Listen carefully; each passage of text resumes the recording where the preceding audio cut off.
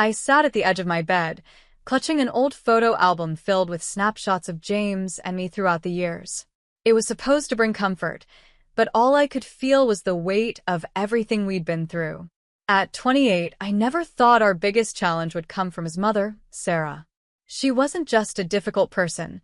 Her presence cast a shadow over our relationship, leaving me questioning how much more I could endure. James had always been my high school sweetheart. His boyish charm and unwavering ambition had captivated me from the moment we met. Even when we went to colleges in different states, we managed to keep our bond strong.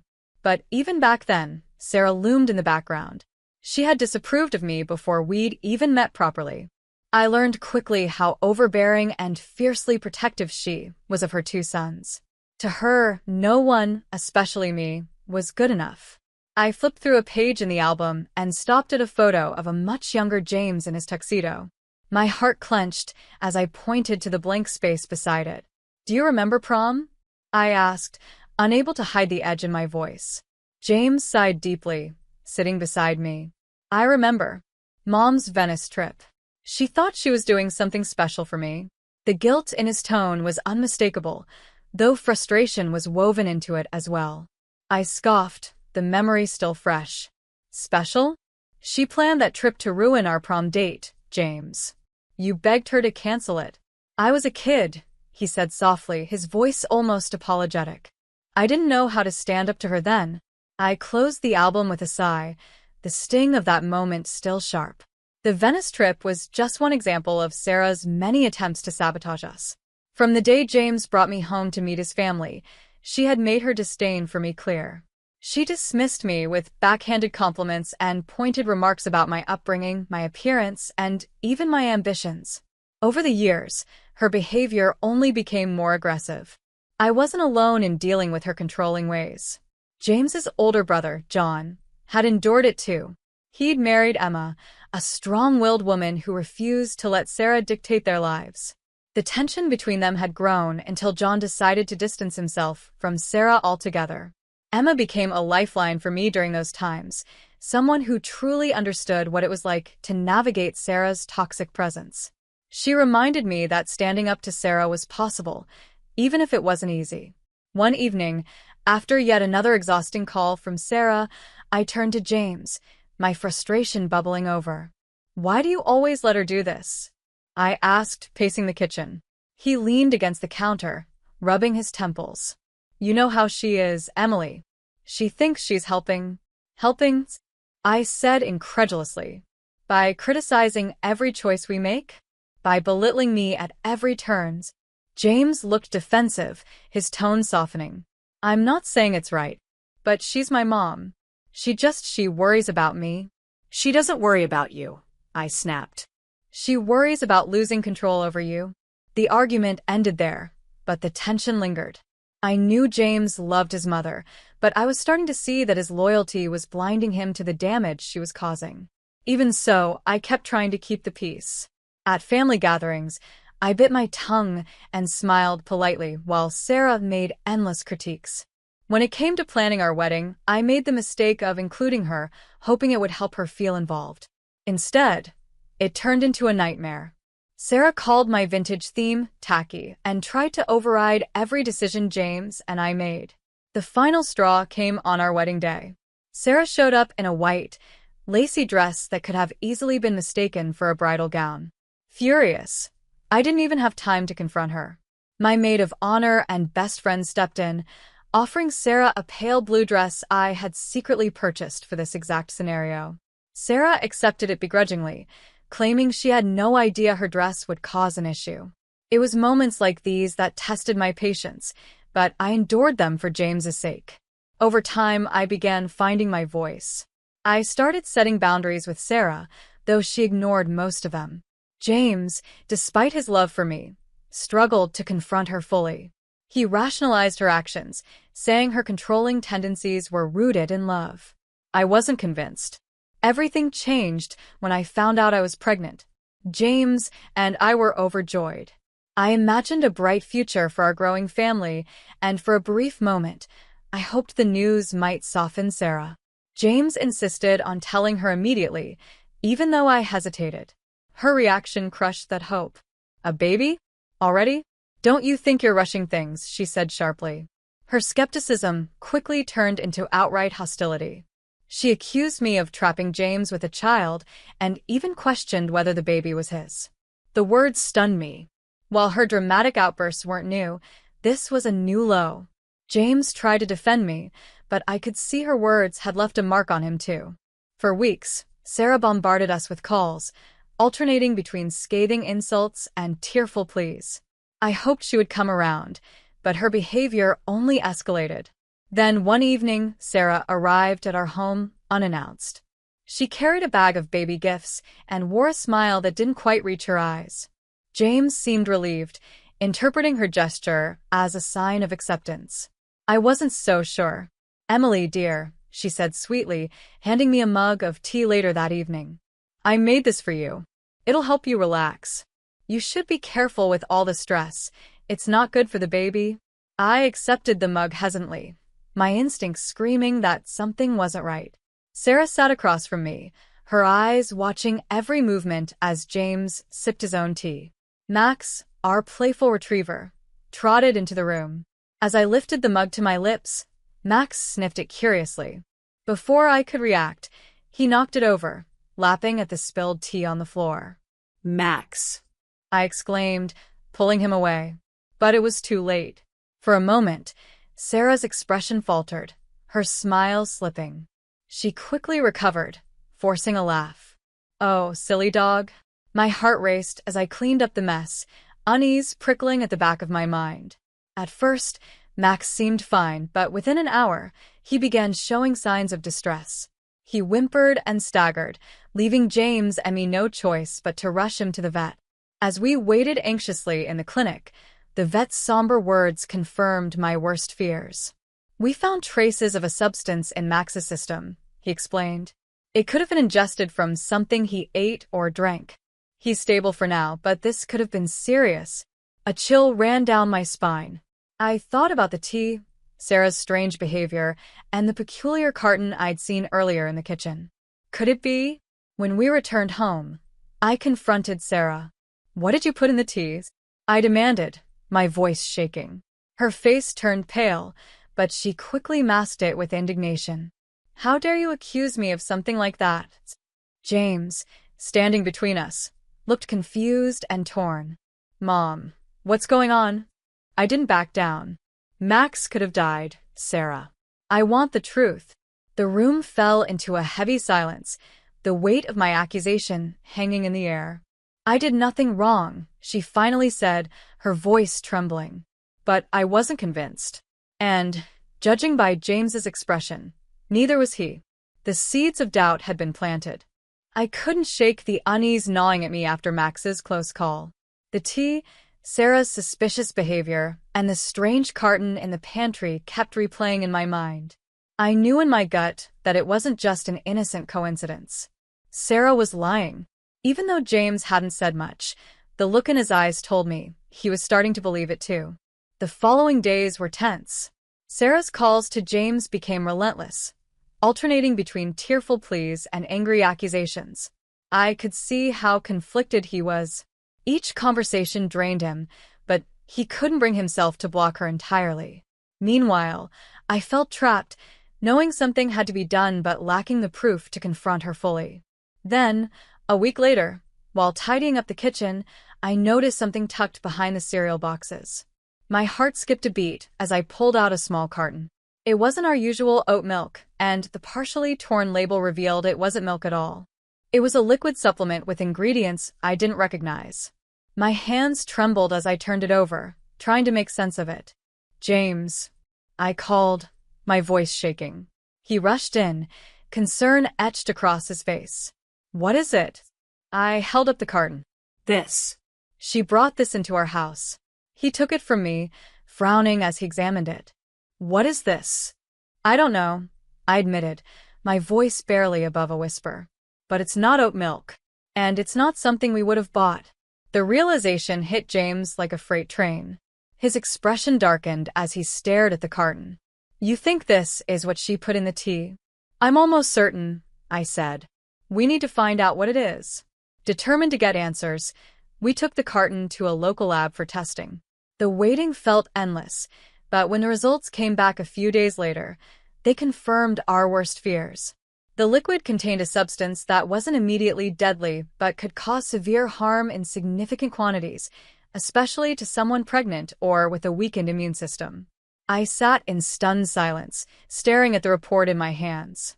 "She did this," I whispered. "She tried to hurt me. And the baby?" James was quiet for a long moment before he spoke, his voice low and filled with anger.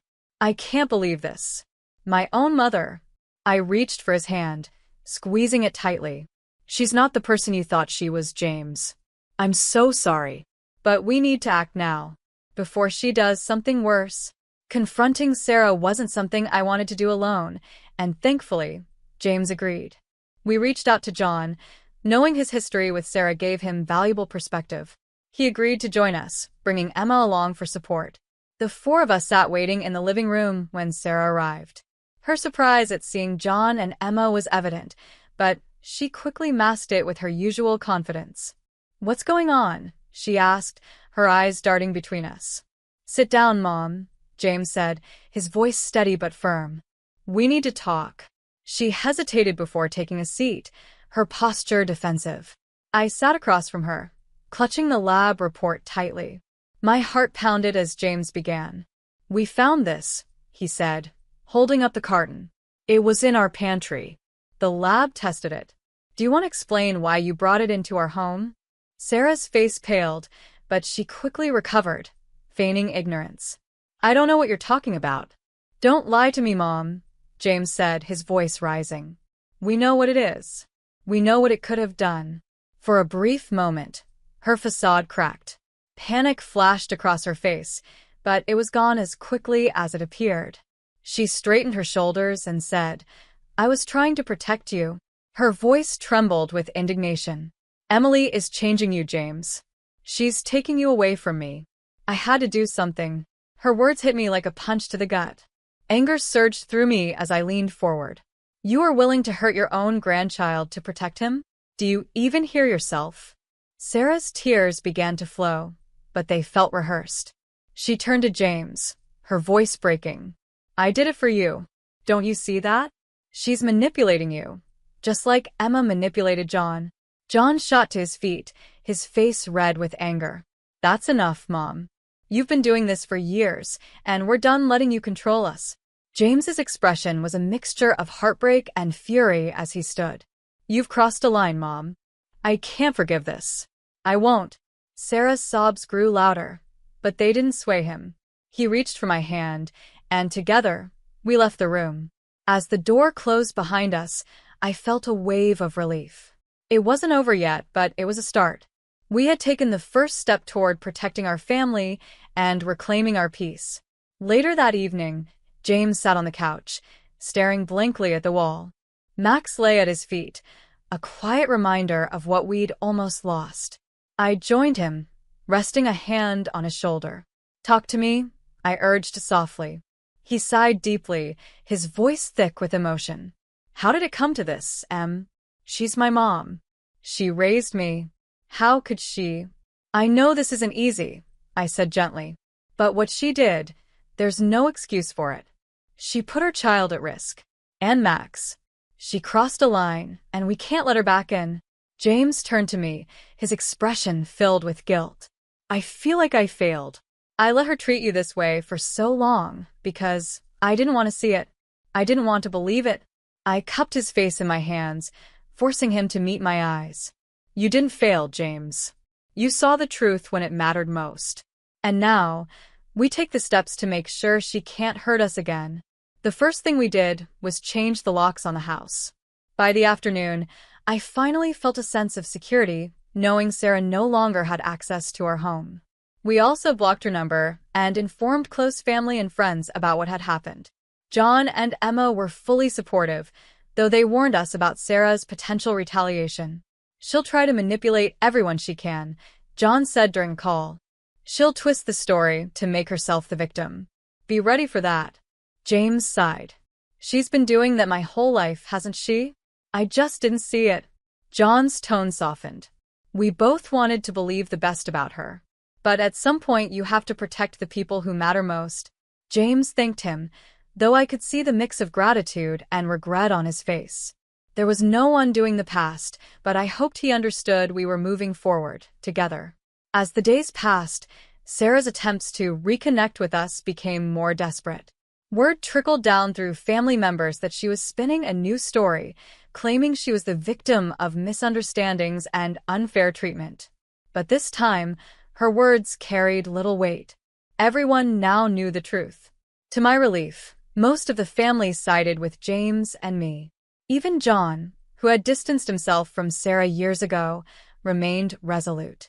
"She's only doing this because she's lost her grip on us," he told James during a phone call. "Don't let her guilt you into letting her back in." James agreed, though I could see how hard it was for him. Guilt had been a constant presence in his life, ingrained by Sarah over the years. Still, he reminded himself of the danger she had posed, not just to me but to our unborn child. The final test of our resolve came one crisp autumn afternoon. I was 8 months pregnant, and we'd spent the day running errands and picking up last-minute baby supplies. As we pulled into the driveway, my stomach dropped at the sight of a figure sitting on our porch. It was Sarah. James parked the car and immediately turned to me. "Stay here," he said, his jaw tightening. "I'll handle this." I nodded, though my heart was pounding. Watching him step out of the car and approach her filled me with both dread and relief. This was his moment to draw the line. "James," Sarah said, her voice trembling as she stood. She looked thinner, her hair unkempt. For a moment, she almost seemed fragile. "I just wanted to talk. Please." "There's nothing to talk about, Mom," James replied, his tone cold but steady. "You're not welcome here." "James, I've changed," she pleaded, her eyes filling with tears. "I know I made mistakes, but I've been working on myself. I want to make things right." James crossed his arms, unmoved. "Working on yourself doesn't undo what you did. You put Emily and our baby in danger, and that's something I'll never forgive." Her tears dried as quickly as they had appeared, replaced by a hardened expression. "She's poisoned you against me, hasn't she? That girl has ruined our family." "Stop," James snapped, his voice rising. "This isn't about Emily. This is about you and the choices you made. You need to leave." But Sarah didn't budge. "James, I'm your mother. You can't just cut me out of your life. Family doesn't do that to each other." James shook his head, his voice resolute. "Family protects each other. Family doesn't manipulate, control, or hurt. You need to leave, Mom." Now. Realizing she wasn't getting through to him, Sarah turned her gaze toward the car. I could feel her eyes on me even from the distance. She took a step toward the driveway, but James quickly stepped in front of her, blocking her path.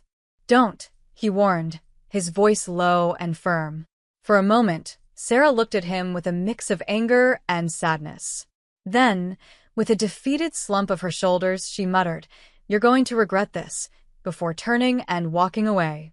James stood there, watching until she was out of sight. When he finally returned to the car, I reached for his hand as he slid into the driver's seat. "Are you okay?"